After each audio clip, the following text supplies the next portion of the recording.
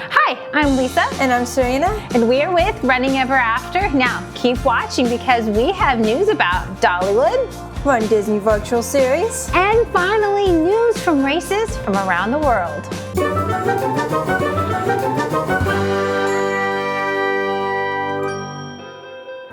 So, if you've been paying attention, Dollywood is coming up, and boy, do we have some news for you. Starting with medal reveal! Yay! So this is the inaugural Dollywood race series, and these medals are pretty great, but I do have a little concern because it's kind of looking like the medal might be the same for the 5K and the 10K. Now, it hasn't been confirmed, but it's something that we're gonna look into, and when we know, we'll let you know. Now, the challenge medal, though, it is spectacular. How do you not? It's amazing. Yes! It is. It's big, so it's probably gonna be around the size of like a Run Disney medal, because those have been pretty big lately, and it is just a pink sparkly butterfly, like with Dolly's signature. That's the thing. All the medals have Dolly's signature on it, with the 5K and 10K probably being the same medal, with the half being a little bit bigger. Yeah. But that challenge medal. Oh, it is so good. They did a really great job. Now, Dollywood, though, if you are listening, nobody wants the same medal for different races. So if this has been the way it is, next time, do something different.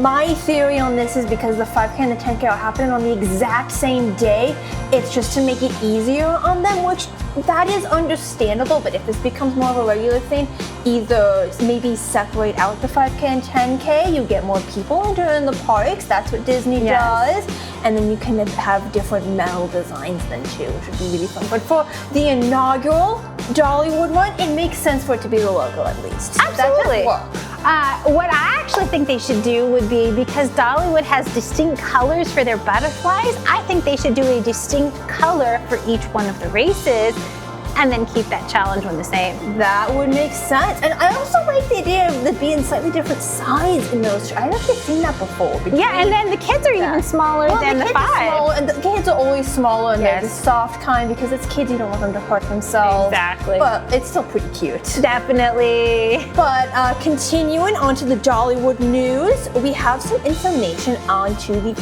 course. Now, the course map is kind of online, but it's hard to tell exactly where you're running through, but we have gotten some more information as to what will be on the course, starting with the food stop for the half marathon. Oh, I'm so excited! They're giving out the cinnamon bread. Now, I've never been to Dollywood, but I understand. I've never actually had the cinnamon bread. No, but it's supposed to be so good. Everyone else who's tried it sounds like they're very excited for this. So this is going to be so much fun and the perfect stop for a half marathon. I'm just curious how much.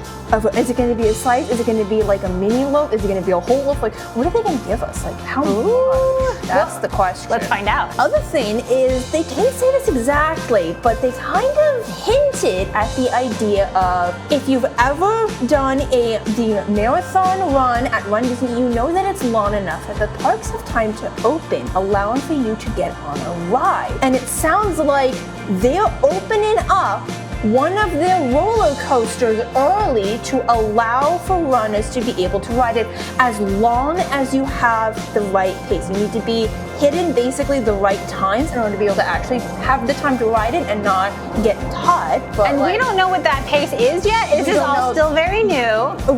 I had imagined 16, that kind of seems to be the average. It would make sense, similar to what Disney does, and I think a lot of other races. And they have not said which one, but they were hinting at people wanted to ride one of their 6 roller coasters. So probably one of the bigger ones. Definitely, probably one of the big ones, one that they imagine you know would be one of the popular ones that's maybe not like extreme, because you don't want to ride an extreme coaster in the middle of a run. That would not be good on your body necessarily, but well, and Run Disney, you might want to keep an eye out, because you might not be the only race that actually allows for a coaster. And if this is popular, maybe Disney will implement this idea into the other halves. Allow opening a ride early. With the marathon weekend, you can ride any ride that is open as long as you're in Animal Kingdom, but everyone always goes to Expedition Everest. So maybe that's what you do is you pick a ride, you open it, as long as you have that pace and you get there before they shut it down, like, I mean, that would be amazing. They already have people cheering you on for the course, so maybe have somebody run a ride for you. Oh yeah. We'll see. So that leads us to a little bit of an update on another race that we have been talking about. So if you've seen our news from an earlier week, you will know that the women's half marathon championship for the USA had quite the kerfuffle. We had the top 3 women go off course. Now it has been a little time and there has been a little bit of update on what has happened.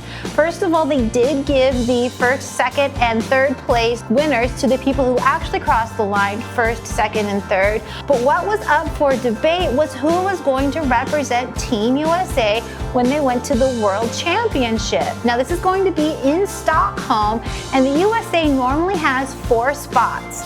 But after some time, and from what I understand, some negotiation, Team USA will now have 7 spots to have people represent them. So it will be the 3 people who cross the finish line first, the 3 people who we thought were going to cross the finish line first, and actually 1 more spot, which is going to be announced May 5th, and that one is going to be based on rankings.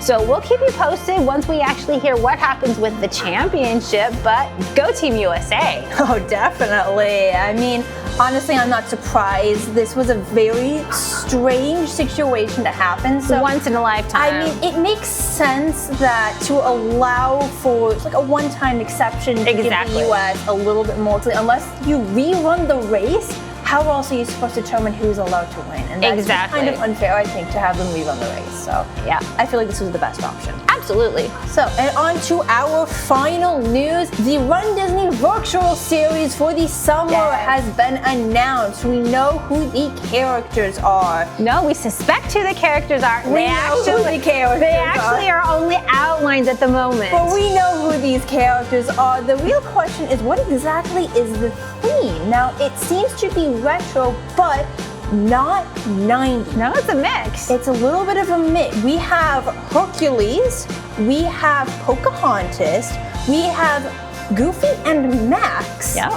And we have the Emperor's New Groove character Kuzco. The reason I say it's not 90s is because the other 3 are 90s, but the Emperor's New Groove came out in 2000. It is like a retro theme instead. And I will also say this is a very interesting mix of characters. It's a fun mix. And especially Pocahontas being outside of the Disney princess race. That's going to be a little interesting. She's been the princess for that, and I know some people were wanting her back for that, so this seems to be an interesting compromise. And they brought her back at least for this, even if it's not for Princess Weekend. Exactly. Honestly, the Hercules one is kind of fun too, because next year is going to be Hercules' I believe 35th anniversary. So. Well, they do like doing characters back to back, so maybe that's this idea. And maybe they'll do a different character from Hercules. I mean, there were plenty of popular characters outside of the main man. You have Hades, you have Megara, you have Pegasus. Well, maybe they're going to go for a villains thing because it's going to be getting close to when Villains Land opens. That could be.